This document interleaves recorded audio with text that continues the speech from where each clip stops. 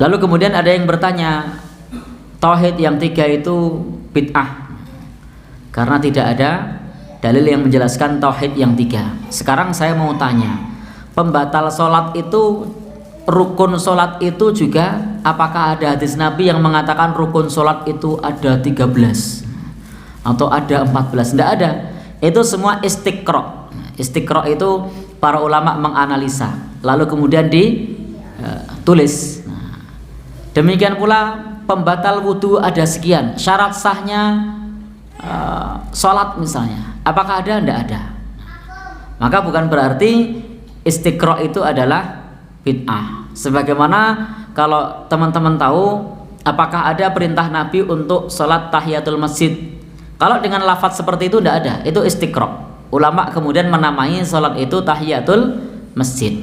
Nabi mengatakan, idza dakhala ahadukumul masjida fala yajlis hatta yusalli rakaatain. Kalau kamu masuk masjid jangan duduk sampai sholat 2 rakaat. Lalu oleh ulama dikasih nama tahiyatul masjid, menghormati masjid. Nabi tidak pernah mengatakan sallu tahiyatul masjid. Tidak pernah. Nabi hanya mengatakan kalau masuk masjid sebelum duduk sholat 2 rakaat. Loh, berarti tahiyatul masjid bid'ah doh? Tidak, ini istiqra. Biar lebih mudah. Bayangkan kalau kemudian kita nyuruh orang sholat apa? Sholat sebelum duduk, begitu. Kan Nabi mengatakan sholat sebelum duduk. Tidak lantas kemudian kita mengatakan kalau kamu mau masuk masjid sebelum duduk sholat, cukup tahiyatul masjid. Nah sudah, ini istiqra untuk memudahkan saja. Sebagaimana sholat ba'diyah, sholat qobliyah, Nabi tidak mengatakan shollu ba'diyah, shollu qobliyah. Itu hanya untuk memudahkan memahami. Ini istiqra.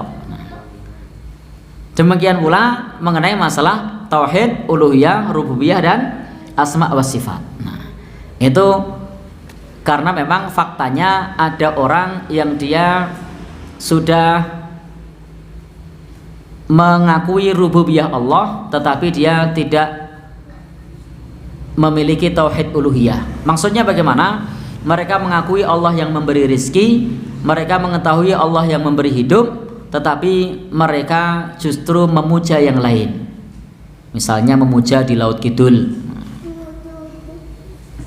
memuja apalagi misalnya. Berarti mereka kalau ditanya siapa yang ngasih rezeki, jawaban mereka siapa? Allah. Tapi siapa yang dipuja? Nyai Roro Kidul misalnya. Berarti tauhid uluhiyahnya rusak, meskipun dia tauhidnya rububiyah masih punya. Ketika ditanya siapa yang ngasih hidup, Allah. Siapa yang ngasih rezeki, Allah. Loh, kok yang dipuja Nyai Roro Kidul? Uluhiyahnya rusak. Jadi uluhiyahnya rusak. Demikian pula tentang asma wa sifat. Kenapa perlu dipisah di sini? Supaya kita tidak ilhad, tidak menyimpang di dalam memahami asma wa sifat. Supaya kita tidak menyamakan nama Allah dengan nama makhluknya. Maka ada bahasan sendiri bahwa asma wa sifat Allah itu laisa kamitslihi syai' wa huwas samiul basir. Tidak serupa dengan sesuatu pun, dan Allah Maha mendengar lagi Maha melihat. Maka kalau sudah dibahas tentang masalah sifat Allah, maka hendaknya kita tidak boleh mentakwil, tidak boleh ditaktil, tidak boleh ditahrif, tidak boleh ditakyif. Bisa dipahami ya? Tidak boleh ditakwil. Jadi di sini misalnya wasi'a kursius samawati wal ard, Allah punya kursi, tidak usah ditakwil. Pahami saja Allah punya kursi, selesai. Tidak usah ditakwil dengan kekuasaan, kepemilikan, apalagi keagungan. Sudah, Allah punya kursi. Kita tidak perlu kemudian mentakwilnya, tidak pula ditaktil, ditiadakan. Oh, tidak mungkin Allah punya kursi. Oh, kalau begitu Allah butuh makhluk. Justru makhluk yang butuh kepada Allah Subhanahu wa taala. Ya, Allah itu Maha kuasa atas segala sesuatu. Ya, terserah Allah mau bagaimanapun. Itu Allah Maha kuasa atas segala sesuatu. Apakah ketika Allah itu memiliki langit dan bumi lalu Allah butuh langit dan bumi? Apakah ketika Allah memiliki manusia dan jin, apakah Allah butuh dengan manusia dan jin? Kan tidak. Maka ini Allah Subhanahu wa taala punya kursi. Ya udah kita imani kursi. Bagaimana kita tidak tahu, maka tidak perlu ditakyif, jangan ditanyakan bagaimana. Demikian pula tidak perlu ditahrif, dipalingkan dari makna aslinya.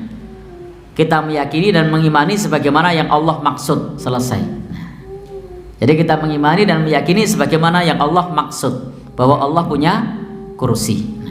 Jangan tanya bagaimana, jangan tanya seperti apa, tidak perlu ditakwil, tidak perlu ditahrif, tidak perlu ditiadakan. Karena memang faktanya ayatnya ada. Bahkan semua orang mengatakan ayat kursi, tidak ayat kekuasaan. Ya kan? Andai kan kursi ini harus ditakwil kekuasaan, mestinya tidak nyebut ayat kursi, ayat kekuasaan. Pernah dengar gitu? Dibacakan ayat kekuasaan saja gitu. Pernah ada orang kesurupan, sini ayat kursi. Oh jangan, kalau ayat kursi itu berarti Allah butuh makhluk, berarti mujassimah itu.